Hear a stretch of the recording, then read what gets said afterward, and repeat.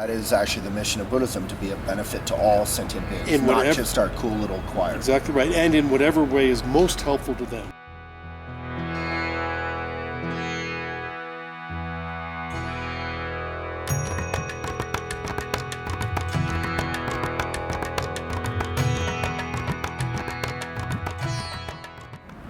I'm here, honored to be here today with Melvin McLeod, Editor-in-Chief of Shambhala Sun and Buddha Dharma.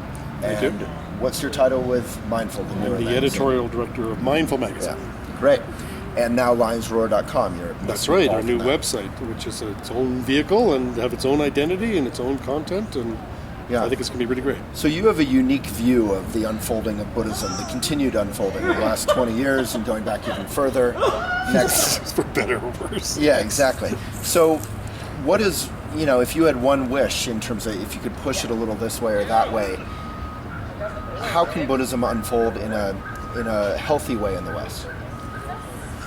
Well, that's an interesting question. I mean, in the end, it's got to be genuine.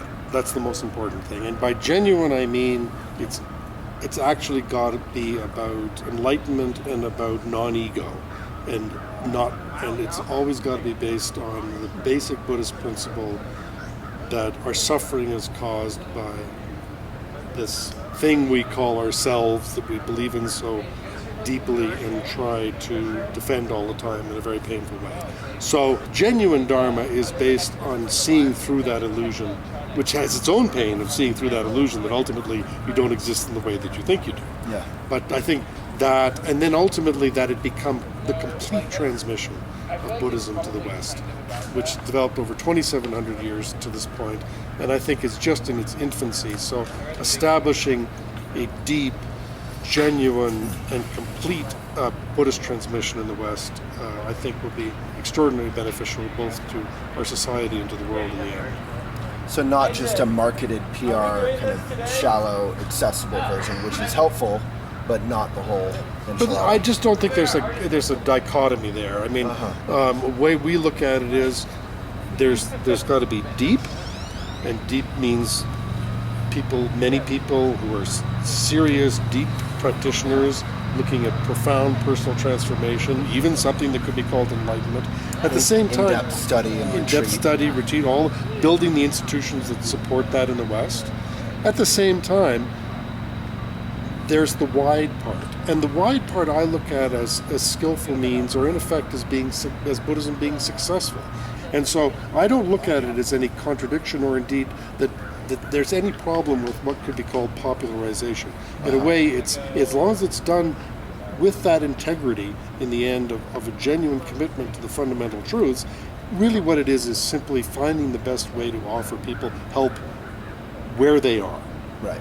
I mean, we were saying that is actually the mission of Buddhism, to be a benefit to all sentient beings, not just our cool little choir. Exactly right, and in whatever way is most helpful to them. The Buddha said they're infinite sentient beings, they're infinite neuroses and problems, and we should be able to offer infinite means to help people to address those problems. So there's no set techniques or truths. Yeah, that's a very Buddhist answer. Yeah, that's good. It's not solid. No. And on the spectrum, you mentioned suffering. I mean, there is a beauty to sadness or to loneliness. We're not just trying to reject that and be happy all the time, right? Well, that's right, because most of what we call happiness, you could say, is a form of denial of our deepest nature. In a way, we define happiness as absence of pain or suffering. So I'm going to watch TV, and I'm going to have something tasty to eat, or I'm going to have sex. But, if we look at our hearts, my teacher, and yours, I think, Chogyam Trungpa, described the human heart as sad and tender. I think we have, as human beings, inherently broken hearts because we love so much and because the world is difficult and because there's death and loss. And so to deny that sadness or deny those realities is to deny the nature of our hearts. So when I feel loss or loneliness, as I am at this very moment, because a close family member is gone off to go to college. Yeah. and that causes me sadness and suffering and loneliness. But what I try to find in there is, well, that's also love at the same time. And when you don't fight it, ironically, you can, as Pema talks about a lot, you can make friends, Maitri, make friends with your own tender, broken heart, right? Yeah, it's less painful in a way, or less, there's less, you can be in gear with it. There's depth and reality to it. It's like Trungpa Rinpoche talked about. There's a certain romance to sad and tender heart. Yeah. He described it once as like somebody playing a flute off in the distance in the forest. You're lonely, but there's a beautiful, slightly sad song coming from off in the distance. Wow. That's what the human heart's really about. So, in a way, the pursuit of happiness at its superficial level is an attempt to deny that reality of what the human heart really is.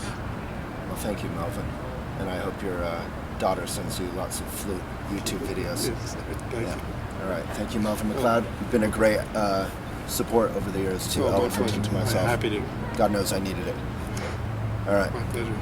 Thank you. Subscribe.